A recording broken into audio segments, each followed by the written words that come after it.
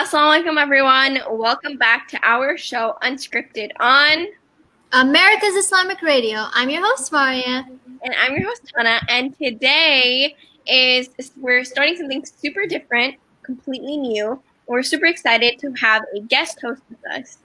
Takbir Rahman. Hello. Assalamualaikum everyone.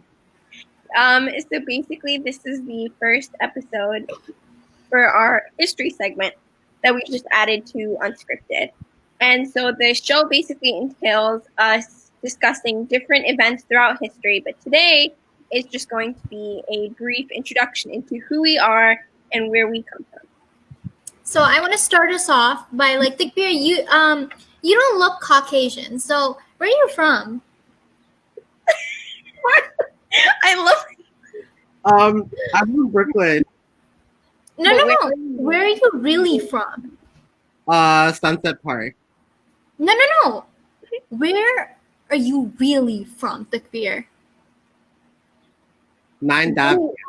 Takbir, really bolded, underlined, italicized, where are you really from?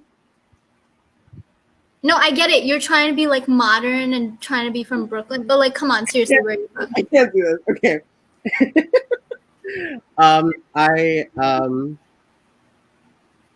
My parents. Okay, Takbir, while you think, I'm gonna give you a second to remember where you're from.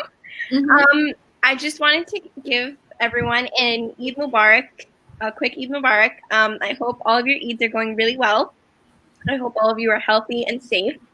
And on behalf of all of the staff at America Islamic Radio, we wish you a blessed rest of the day. Happy 3 days, which have already passed, but still. And also, we're still waiting for Eid in the mail. So. Oh, we should look expedite it. Yeah, we can give you our Venmo at the end of the show. Yeah, that's actually really wow. Let's do it. Okay. Yeah. All right, Takbir, where are you from? Okay, so let's be serious now. Okay, so both of my parents are from Bangladesh. Should I get in depth right now, or should we all say our general ones and then get more in depth as we go? You just go in depth. Okay, I'll go in depth. Okay, so both my parents are from Bangladesh. My mom she was born and brought up in Dhaka, which is the capital, but she's her family originally is from Chuadanga, which is western Bangladesh, which their ancestral home is literally a few feet away from India. So they have a lot of back and forth there.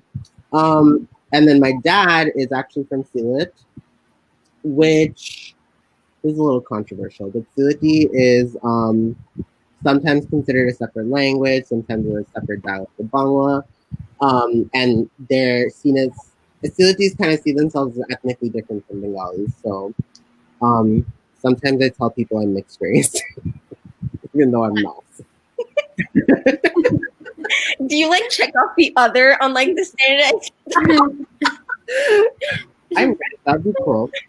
But he's the person who checks other and is silky, but there's parts to it. Hold on. Oh my god, yeah. So my mom's actually the only one in her family who married a Sylheti. So she kind of shook things up. So geography-wise, where's the Sylheti people from? Okay, so Sylhetis can either be from Bangladesh or India. Most of Sylhet is located in the northeastern side of Bangladesh, and the side of Sylhet that's located in India is called the Barak Valley, and it's part of the modern day state of Assam in India. And the language or the dialect, there's a clear difference, right? Yeah, Sylheti is okay. So this is the best explanation I could give. Spanish and Portuguese, they have a high percentage of mutual intelligibility, right? Have you guys heard that before? Portuguese speakers can understand Spanish pretty easily. And right. Pretty easily. It's not the same the other way around, but that's basically what it is for Bangla and Sylheti. But the issue is that Sylheti, since they don't I don't know if you guys have ever heard this, but languages are made with the might of armies. It's like a quote, I think, from somewhere. And it's literally like whoever has the power creates their own languages. It's very, language politics in general is very interesting. Language politics. Yeah, because Sylhet doesn't really have like someone to advocate for it. The Sylhetis don't really have anyone to advocate. Like no government is advocating for their language to be seen as separate. That's why it's kind of like the government kind of like pushes the fact that like it's a dialect of Bangla, even though it's not really. Like Sylheti and Bangla are actually further away. Like they're less intelligible than Bangla and Assamese are, and Bangla and Assamese have been seen as separate languages since like, for centuries. But yeah. Wow. Yeah, that's pretty much my thing. Right. I can't really think of anything else for my. That's interesting. Yeah. Where are you from, Hanaa? So, I'm Punjabi. I feel like you can probably just like tell because I have like really fat cheeks. I just feel like That's the way to tell. that's definitely the way to tell. That's how I like. I'm just kidding. So I'm Punjabi. But my family is when I like go back to visit, I visit Pakistan. So I'm Pakistani, but I'm Punjabi, and my family in Pakistan isn't from like the Punjab area, so like Faisalabad, Lahore, any of those areas. We actually live in Sindh, so the province of Sindh, but we live in the city of Mirpur Khas. So that's where all like my mom's siblings, live. My cousins. Well, I have a lot of family there. But I was born and raised here. So my family is Punjabi because before partition happened, so my ancestors lived in Jalandhar, which is it's like a north central state in Punjab in northwestern India. Mm-hmm. And it's actually the third largest city, and that's in the Punjab state, which I thought was really cool. Oh, whoa. And like it's known for railroad junctions and like agriculture and all of that, so it's really cool. So that's where, and then when partition happened, my family moved from there to Pakistan, and like they resided, primarily in the Sindh areas. So Mirpur Khas it's about 4 hours from Karachi. So I do have some family in Karachi, but Mirpur Khas is more of like, it's not like the busy city life like Karachi. It's more of like one of the smaller cities. And you have like a lot of villages and the roads are more open and stuff like that. There's a lot of like open land. So I think Mirpur Khas, like it's literally known as the land of the most royal mirs. And so it's one of the historical cities of Sindh. Yeah, so you're a princess. Wow. I'm basically a princess, guys, an ancient princess. That's what I am. With what I found really interesting about Sindh, I actually was like reading into this, is that when partition happened, Mirpur Khas specifically, when partition happened, it was like the first city to actually welcome refugees that were coming from India into Pakistan, and it was acted as kind of like this railway like connection. Right. Trains coming from like Rajasthan to Sindh. So. Damn. Yeah. I'm just curious, like, do you know what track that is? Like, what are the other cities that railroad leads to? I honestly don't know the specifics of like where like stops and stuff, but I just know that it ranges from Rajasthan to Sindh. Mm-hmm. That's actually interesting because I'm sure because of that, there's much more culture in that area because it's kind of like a stop for people to come from different locations. Yeah, and I feel like when you're like learning history in high school, and then we're talking about cultural diffusion, I feel like railroad tracks and like trains is like one of the main ways that cultural diffusion happens.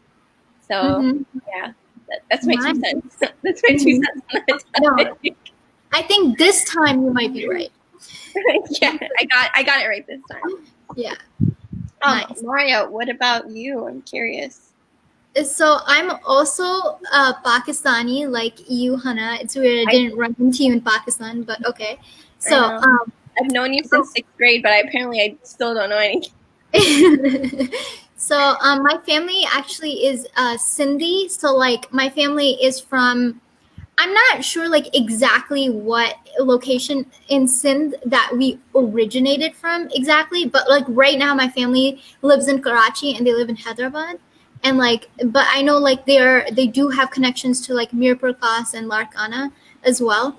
And my family, like our mother tongue is Sindhi. So we don't speak Urdu or Punjabi or anything else. Like we speak Sindhi at home and whatever. But since Urdu is kind of like the national language, I feel like most people do speak Urdu anyways. So we speak Urdu, but we only learned that from like Hum TV and Pakistani dramas. But like originally I learned Sindhi. And my family like they also know Farsi like a little bit, so I'm thinking like they came from Iran at some point in like history. It's confusing because I feel like because of the partition you're not sure exactly where you're from and where you originated, since everyone kind of migrated here and there. Yeah. Mm-hmm.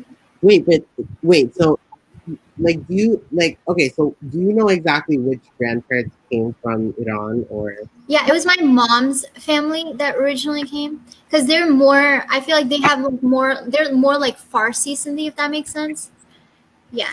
so you I remember you telling me your mom can speak Farsi, right? Yeah. So Yeah. do you know who taught her? Like where did she learn it from? So what's interesting is like you know how like here in schools like you have a second language like French, Spanish, whatever.